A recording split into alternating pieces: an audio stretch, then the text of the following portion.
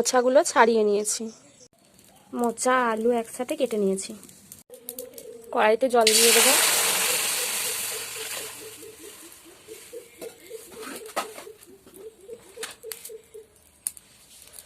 অল্প একটু নুন দিয়ে দেবো।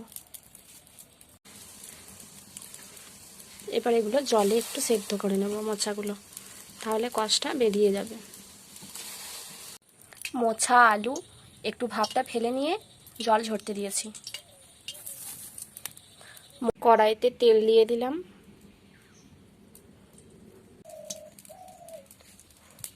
কালো জিরে, জিরা, তেজপাতা, শুকনো লঙ্কা, মোচা আলু,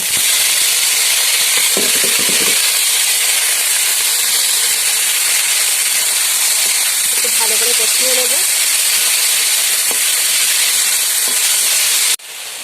হলুদ গুঁড়ি, লঙ্কা গুঁড়ি আর নুন পরিমাণ মতন দিয়ে দেবেন, দিয়ে ভালো করে একটু কষিয়ে নেবেন। দেখুন আমার ভালোভাবে কষানো হয়ে গেছে। এরপর দিয়ে দেবো সামান্য একটু জল।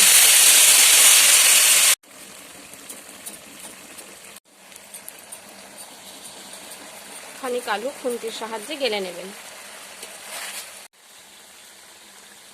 একটু মিষ্টি দেবেন। দেখুন তরকারিটা হয়ে এসছে। এরপর ঘি আর গরম মশলা দিয়ে নামিয়ে নেব। দেখুন আমার মোচার তরকারি রেডি।